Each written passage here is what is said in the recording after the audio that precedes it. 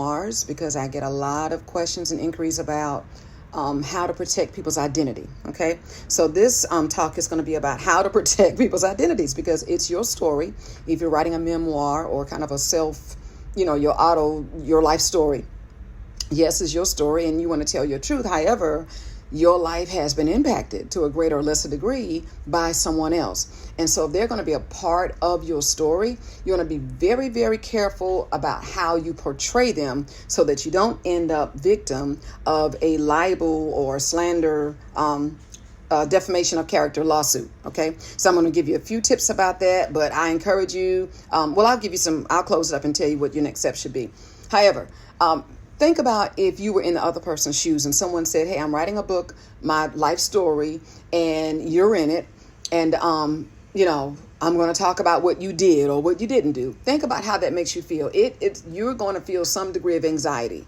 Even if you played the hero, whether you played hero or the villain in somebody's story, it's going to give you anxiety because you're trusting someone else's pen to define your role in their life in a season of crisis. So yeah, you should be concerned. Likewise, your people in your story, they're going to have some very valid concerns. Again, whether they did what they did to you or not is really irrelevant. Your truth is your truth. Your readers only know your truth because they don't have anybody else's word to compare it by. So they're going to read what you say and they're going to take sides with you. Okay. And so those who are the true villains in your story, it may be some issue with that. So let's talk about how we can protect you. For my clients, my job is to protect my clients. My job is to let them know what some of the dangers are and to make sure that we set them up for success. All right. So understanding privacy concerns. When you're writing your memoir, you're talking about your life story and it is emotional, right? Even if it's a happy story, that's an emotion as well. Happiness, sad, abandonment, rejection, all of those are emotional emotions. And so your story is going to have a strong degree of emotions because you're telling it from an experience that really, really impacted you to the degree you want to share it with others. So there's a lot of emotions that you want to consider, but you've got to also temper that with ethics, good ethics as a professional writer. This is not something you're posting on your Facebook page. This is something you're putting in print where someone actually has a copy of it and can take it to a lawyer, right? So you've got to practice really good ethics when you're writing about real people and understand that there is a degree of sensitivity that you must have and a respect for privacy. In other words, pay it forward. The same way you would want someone to consider you, then you want to also be considerate of them. So think about maintaining anonymity for your people. You want to change. And in the beginning, for each of my clients who write, their autobiography or their journal or what have you, there's a blurb I put in the front of the book to say that we protect that. Even though it's based on a true story, we protect the identities, and I can't remember the exact words. But anyway, I will put that in the beginning of the book for you.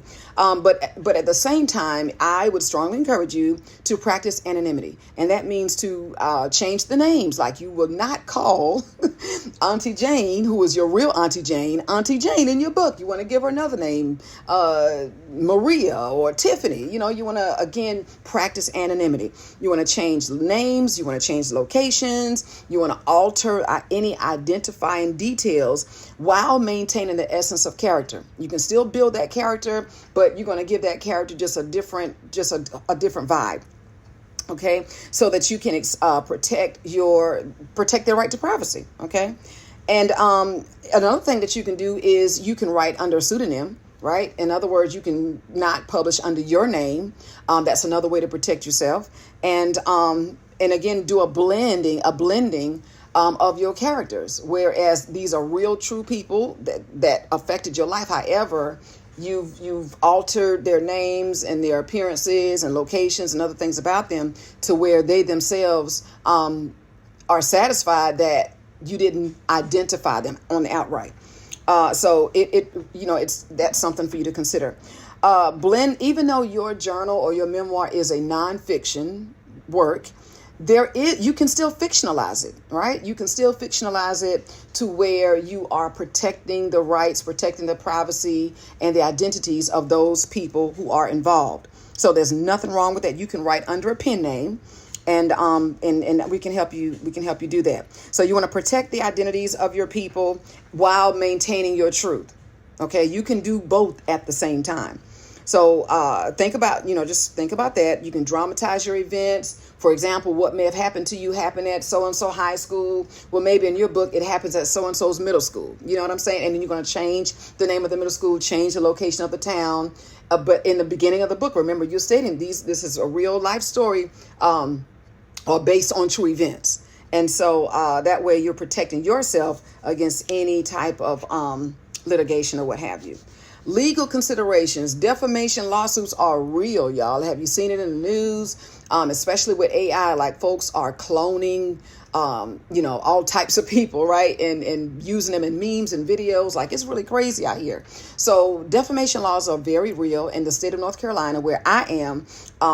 You can be sued if you were found to have made false statements that harms another person's reputation, even on social media. I'm working with that with some of my students, even on social media. So again, you can have your book pulled from wherever you have it distributed, and have to pay monetary damages and the whole 9 yards. Listen, you've already been through enough, and that's why you are telling your life story.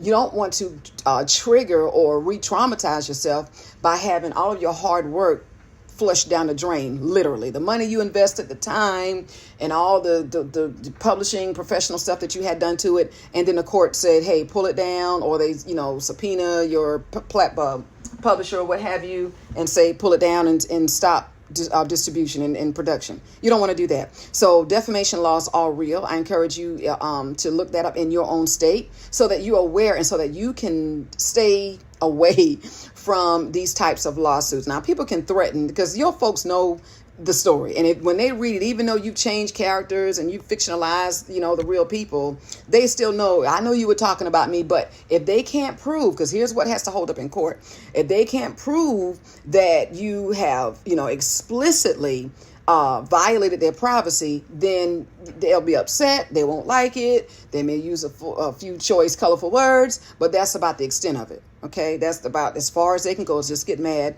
and then get over it. And I don't mean to sound crass, but you know what I'm saying.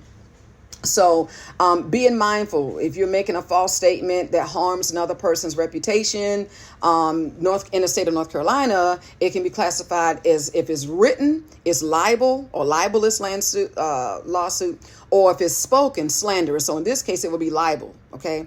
And so you don't want to be liable to a libel lawsuit. So be mindful about when you're building your characters and telling your story to protect the identity of those involved. Another thing that I would recommend that you do, and it's going to be an added cost. I don't do that in my line of work, but just an added, sense of protection is once we're done with your manuscript, or you're done with your manuscript. Listen, I'm always talking like I'm doing y'all's work, right?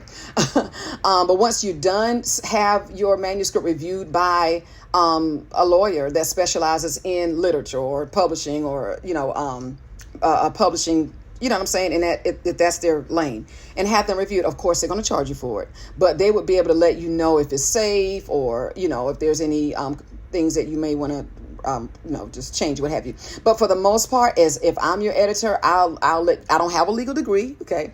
But I do know what to look for, and I'll let you know. And I've shared with some of my clients, hey, you might want to kind of rework this character, or, I'll give them a heads up, because I'm not going to leave you out there, because listen, I'm attached to your work too, my whole company.